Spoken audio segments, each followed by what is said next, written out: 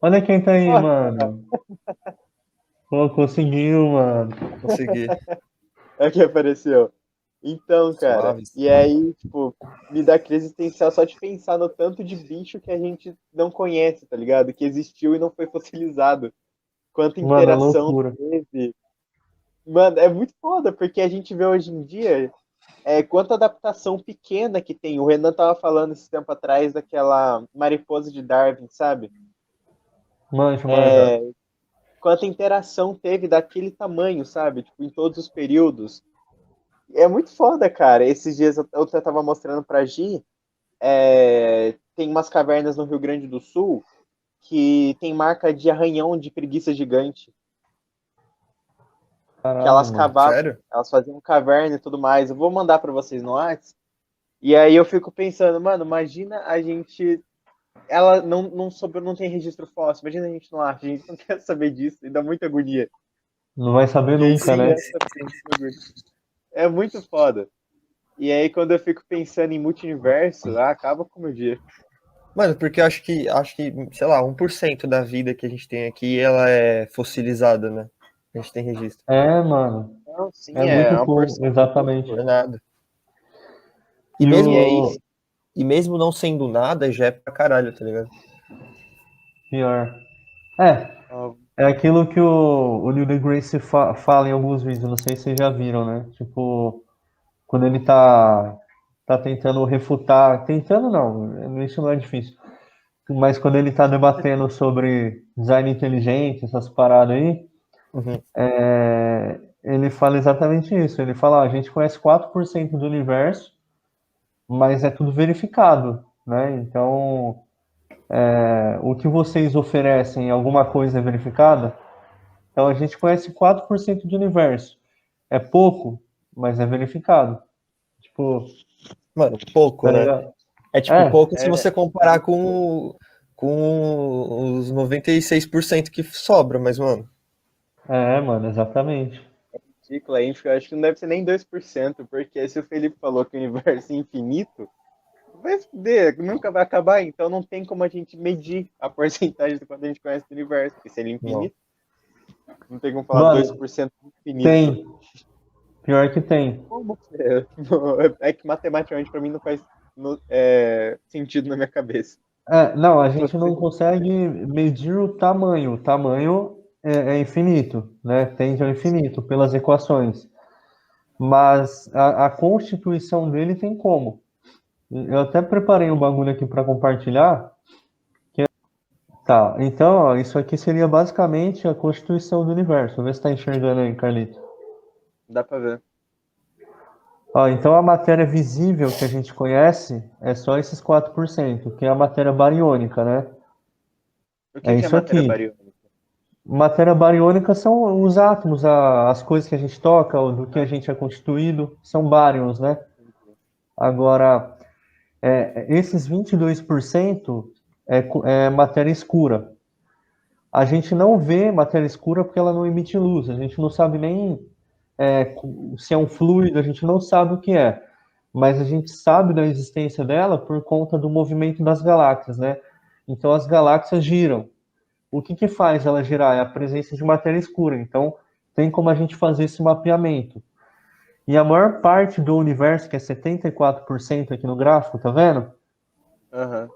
É energia escura. Essa energia, ela faz com que o universo se expanda. Então, o que acontece? Se a gente olhar a história do universo aqui, ó, desde o Big Bang, você percebe que com o passar do tempo ele vai aumentando de tamanho, porque o espaço está em expansão. Sim. E como que a gente sabe isso? Porque quando a gente olha através do Hubble para as galáxias, a gente percebe que elas se afastam umas das outras, né? E quando a gente faz o cálculo para retroceder no tempo, para ver quanto tempo do passado toda a matéria estaria condensada, o número é 13,8 bilhões de anos, que é então a idade do universo, Sim. né? Então, o que causa essa expansão das galáxias é a energia escura, que é o que compõe a maior parte do universo, né? Aqui tem um outro gráfico também que fala um pouco melhor sobre isso. Então, tem algumas teorias, mano, que tipo assim, o Neil deGrasse fala bastante sobre isso, né? Que no livro Origens, você comprou, Renan, o livro Origens? Não, eu comprei o Uma breve Mundo história do Assombrado pelos Tempo? Demônios. E também a Ah, Breve História do Tempo também. Eu tenho era uma esse. breve história do tempo aqui, cara. Vou até pegar pra parecer inteligente aqui, ó. Desse Mano, é papo. muito foda. Tá pra caramba. Lê Eu esse vou, eu vou, livro. co- eu vou começar a ler o Mundo Assombrado pelos Demônios depois que terminar o seu. Eu já vou começar o dele. Porque eu li os do Ó, Dawkins agora. Aí eu vou dar uma pausa do Dawkins. você vai amar, Não, mano. se o do Dawkins já dá aquele frio na barriga, imagina esse de astronomia, mano. Eu terminei o maior espetáculo da Terra ontem. O último parágrafo, mano, até arrepia, assim, tá ligado? É louco, né? É Cacete, louco. é bom pra Mano, cacete. eu, Até arrepia. vocês têm que ler Uma Breve História do Tempo, mano. É esmagador, mano. Eu tô E com ele o. aqui, ó. Só que eu li faz muito É, tempo. Eu li quando eu é, comecei a ficar nerdzão. E aí eu falei, não, vou aprender tudo sobre o universo. Só que eu não lembro de quase nada que eu li nesse livro aqui. mano, lê de Tem novo aqui, que você ó, o vai negócio do curtir. buraco negro. Isso é do Aqui? Buraco Negro? É, do buraco negro. Aqui, peraí, que. Não sei explicar. Lê pra mim o sumário, rapidão. Lê pra mim o sumário. Sumário, peraí. Me fala os capítulos, eu vou te falar um bagulho aí. Nossa imagem do universo, espaço e tempo, universo em expansão, o princípio da incerteza, partículas elementares e as forças da natureza, buracos negros não são tão negros, a origem e o destino do universo, a seta do tempo, buracos de Essa aí, minhoca, viagem no essa tempo, aí. seta do tempo. Setas do Tempo. Depois você lê esse capítulo. Beleza. Ele propõe o quê, mano? Que a gente existe num universo que tem três setas do tempo ao mesmo tempo. Começa aí. Então a primeira delas seria a direção em que o universo se expande. Então, tipo Sim. assim, ocorreu o Big Bang há 13,8 bilhões de anos, 3,8 bilhões de anos, e a matéria começou a se expandir. Então, o universo ele tem uma direção, desde o Big Bang, ele vai se Uhum. expandindo. Essa é uma seta do tempo. A segunda seta do tempo é a segunda lei da termodinâmica, que ele diz o seguinte: a segunda lei da termodinâmica propõe que todo sistema fechado ele tende a desordem ou entropia. Ah, tá. Isso explica, por exemplo, por que todo dia de manhã sua casa não está organizada, ela está bagunçada e não organizada. Porque o estado ordenado ele só tem uma forma possível. É Uhum. o copo no armário, o Caralho. prato É guardado. mais fácil estar desorganizado. É muito mais fácil. Então, todo sistema fechado ele tende a desordem com o passar do tempo. E nunca o contrário. Isso forma uma coerência na nossa realidade. Então, por exemplo, você facilmente consegue ver um copo caindo no chão e se quebrando, mas não o processo inverso. Você não vê um copo se reconstruindo e voltando para cima Ah, da mesa. Então, isso é a proposta da segunda lei da termodinâmica, que todo uhum. sistema tende à entropia. Essa é a segunda linha do tempo que coexiste com o universo. E a Uhum. terceira é a percepção do tempo. Ou seja, a gente tem uma percepção do tempo. Então, às vezes eu tô aqui e falo, puta, o dia passou rápido hoje, para você o dia passou devagar, então a Uhum. gente percebe o tempo passar. E, enfim, mano, depois lê o capítulo que, mano, você Nossa, vai tô achar do louco. caralho. Ele dá um exemplo Tô louco. do quebra-cabeça dentro de uma caixa que, mano, é fantástico o bagulho. É Então, essas sensacional. três setas seriam realidades diferentes? Seriam Não, as três. elas coexistem. Existem ao Elas mesmo coexistem. tempo e caracterizam o nosso universo da forma que é. Mas, por exemplo, você falou lá do multiverso. Aconteceu o Big Bang e o Big Bang, esse Big Bang deu origem a vários multiversos ou ele deu origem só ao nosso e aconteceu o Big Bang para a rodo por aí? Todos os multiversos aconteceu um Big Bang, né? Tipo, Big Bang. Isso essa pergunta. é uma ótima pergunta, mano, essa aí. Se Tem o Felipe várias. responder, se o Felipe responder, ele ganha o Nobel já. Então, Duvido.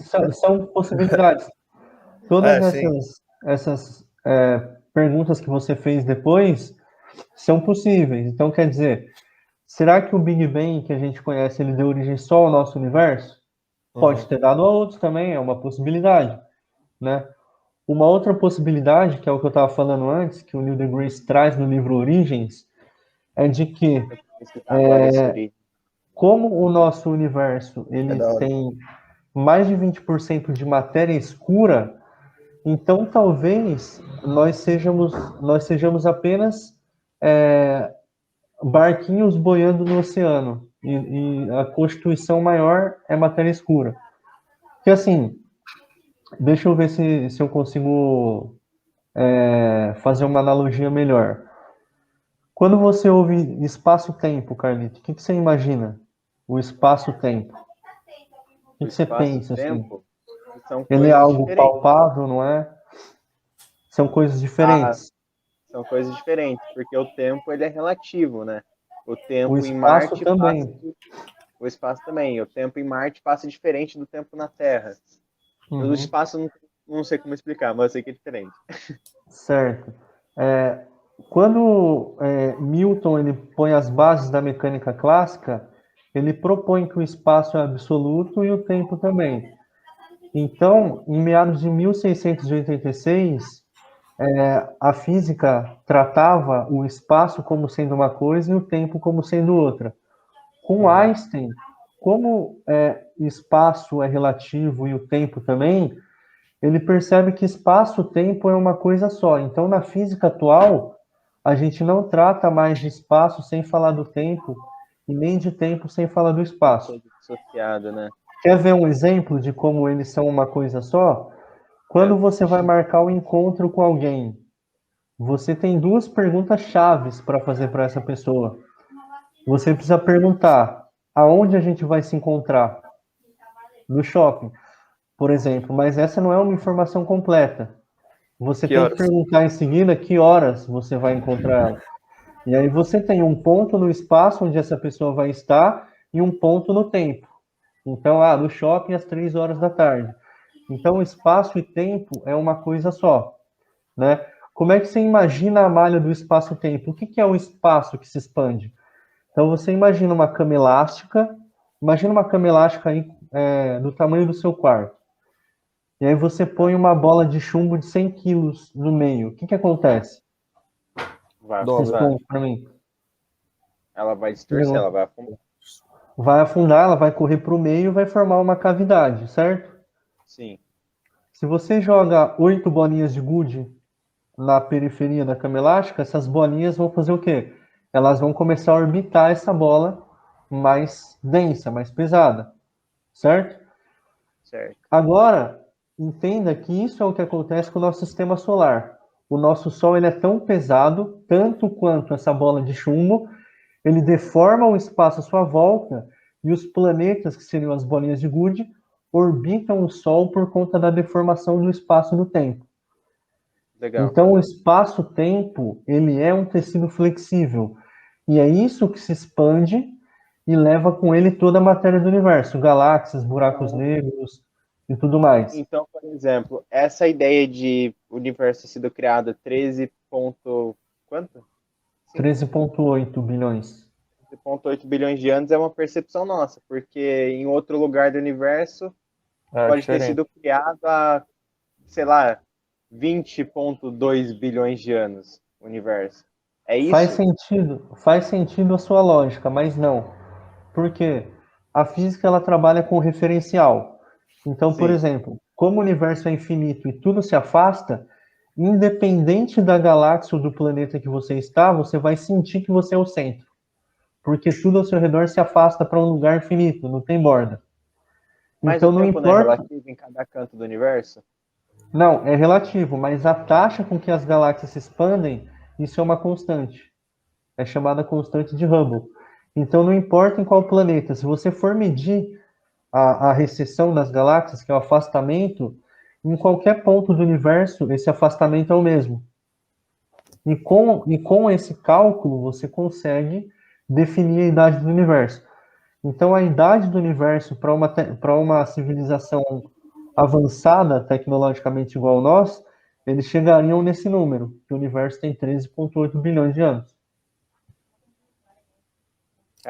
Ô, Fê, Ah, e o que que será que acontece quando a gente, tipo, eu tô nesse universo e eu vou para um outro universo, o multiverso, eu troco de universo. Eu tô lá no, caio num buraco negro, igual o Pedro Loss falou. Só que eu vou com aham, nave, vou com tudo, não acontece nada comigo. E aí eu uhum. saio naquele buraco branco em um outro universo. O que que acontece? Dá algum BO, tipo, de eu encontrar o eu do outro universo? Então, essa é uma implicação, mano. Isso é uma das coisas perturbadoras dessa teoria, né? Porque até no nosso universo, se você for parar para pensar, aquele exemplo que eu dei pro Renan uma vez, não sei se ele lembra, do macaco digitando no computador, lembra desse exemplo? Aham. Que é tipo, Então, uma hora vai estar tudo organizado, né? O que ele escreve. exatamente, uma hora se repete. Nossa, que Então, o que legal. acontece? O nosso universo ele é infinito, certo? Ele se expande de forma Aham. infinita. E existem, portanto, incontáveis planetas e galáxias, né? Matematicamente falando, a gente não tem um privilégio de existir aqui porque a gente é especial. Matematicamente, a vida aconteceria em algum lugar do universo. Para você entender o que eu estou querendo dizer, imagina o seguinte: imagina um chimpanzé sentado na frente de um computador agora, né? E você deixa ele digitando aleatoriamente no teclado, só que num tempo infinito. Se o tempo é infinito, todas as teclas do teclado elas são limitadas, elas têm sequências limitadas. Uma hora se esgota. Se o tempo é infinito, uma hora esse chimpanzé vai escrever um livro perfeito do Dawkins, com todos os pontos e as vírgulas também. Caraca, que legal. Porque você coloca condições limitadas num tempo infinito. Então, uma hora, isso se ordena para formar algo que a gente já Isso conhece. é o, isso é um universo, então? Isso faz todo sentido se a gente pensar no multiverso, por exemplo. Então, Multiverso. se existe um multiverso, lá provavelmente tem um Carlito, que agora está sentado na frente do computador, mas não faz biologia, faz ADM, tá Nossa, ligado? Talvez o seu movimento no espaço seja o contrário lá do que aqui. nossa, sim. Tudo isso são possibilidades caso exista um multiverso. Então, é muito provável que existam outros de nós por aí. E vários, Tem Nossa, né? que louco. vários. Tem planetas que o meteoro não atingiu a Terra e os dinossauros estão aí. A gente, todas as possibilidades coexistem ao mesmo tempo, né? Então, por exemplo, hoje eu chamei vocês para fazer essa chamada de vídeo e vocês aceitaram. Em algum universo vocês não aceitaram e continuaram seguindo a vida. Ou seja, todas as possibilidades podem existir ao É, mesmo até tempo. dói. Até Essa é a dói, origem maluco. das coisas.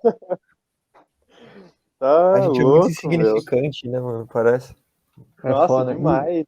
E E é isso que me chamou a atenção na física, porque é algo que você ouve e fala, mano, não é possível, mas, Ficção, mas é é, ficção. é ciência, mano. Não tem ideia, tá ligado?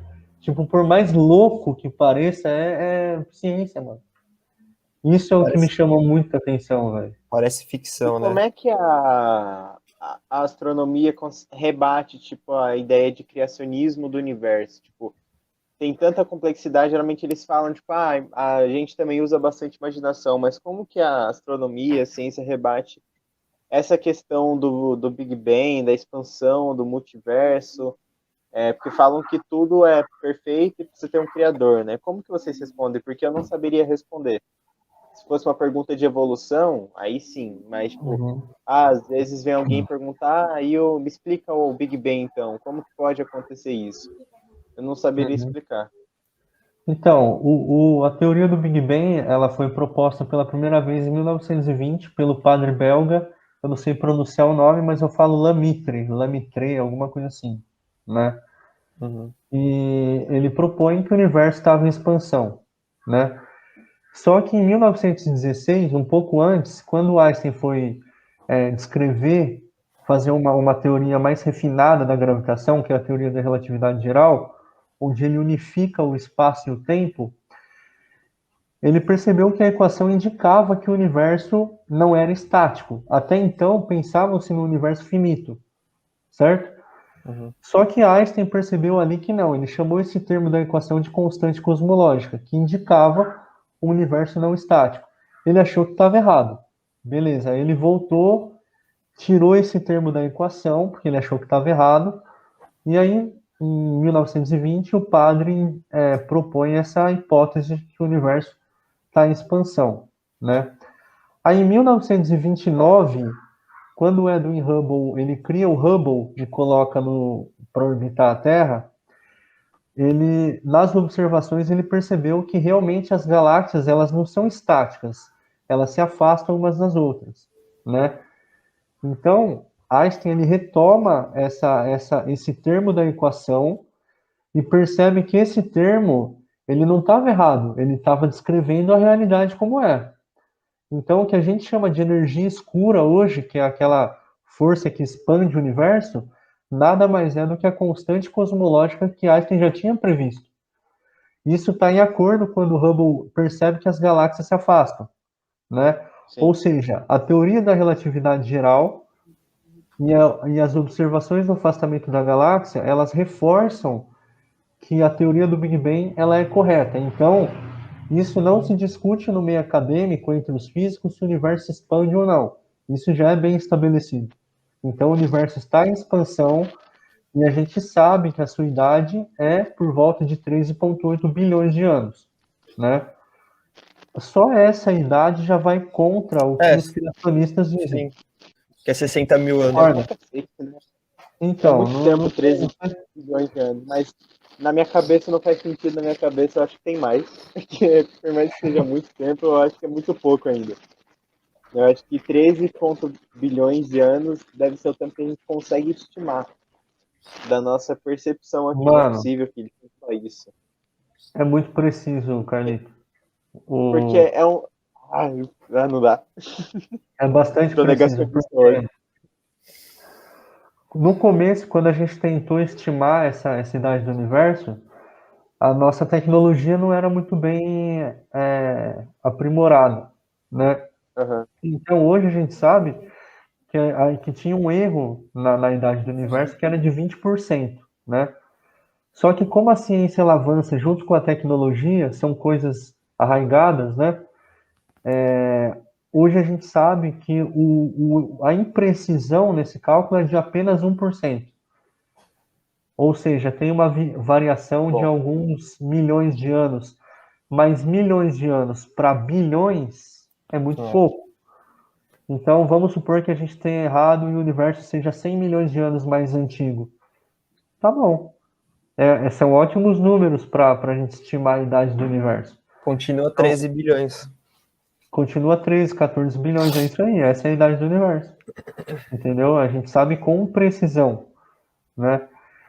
Então, isso são evidências de que a ciência é um mecanismo que não depende de uma visão religiosa, alguma coisa do tipo, porque as propostas deles não condizem com o que a física diz.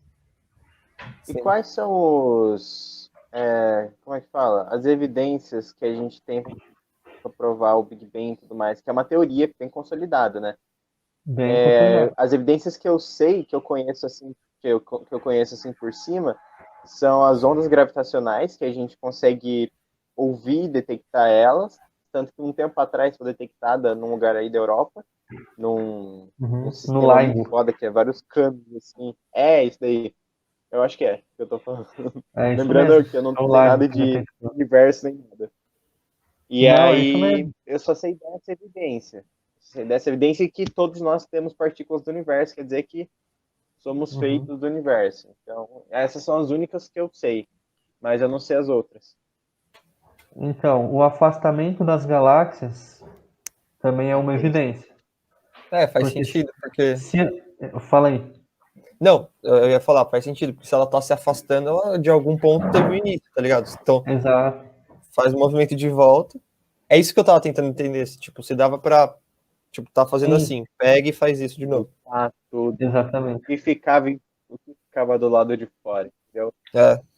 Se você voltar tudo, o Exatamente. que fica na bordinha lá? Então, é esse pensamento, Renan, é esse pensamento. Então, quer dizer, se as galáxias se afastam, então isso indica que o universo está em expansão, né? Essa é uma evidência. A outra evidência são as previsões da teoria da relatividade geral. Ela prevê que o universo se expande, ela prevê que devem existir pontos de singularidade no espaço, que são os buracos negros. E uma outra evidência, ela vem através quando a gente pega os vestígios da radiação em micro-ondas, que é o satélite WMAP. Então, quando ele fotografa o universo, a gente tem ali um mapeamento do universo primordial. E esse mapeamento que ele mostra a temperatura em diferentes épocas, ele indica que o universo parte de um único ponto no passado. Então, isso também é uma evidência de que o universo está em expansão, né? Então, para recapitular, Carlito, as evidências são o afastamento das galáxias, as observações de fundo em micro-ondas pelo satélite WMAP e a teoria da relatividade geral. Esses três pilares, eles corroboram para sustentar a teoria do Big Bang. Legal. Esses são três pilares. E Né? aí qualquer crítica, contraponto é pura, não tem sustentabilidade científica, Nenhum. né? Não, Por nenhum. enquanto nenhum conseguiu falsear, né? Legal. Exatamente. Exatamente. Dá para saber quantos buracos negros a gente tem no universo? Tipo, a frequência com que eles se formam? Porque deve ter um cálculo matemático para saber a frequência. A gente tem para saber quanto de vida tem no universo. Tanto que a gente descobriu exoplanetas assim, né? Com essas frequências matemáticas. Tem como saber dos buracos negros? Então, existem vários tipos de buracos negros existentes, né? Mas os mais comuns são os buracos negros estelares, que eles se formam com a implosão de estrelas, né? Esses existem com mais abundância no universo. Só na nossa galáxia existem por volta de 10 milhões de buracos negros estelares, só na nossa galáxia. E os buracos negros supermassivos.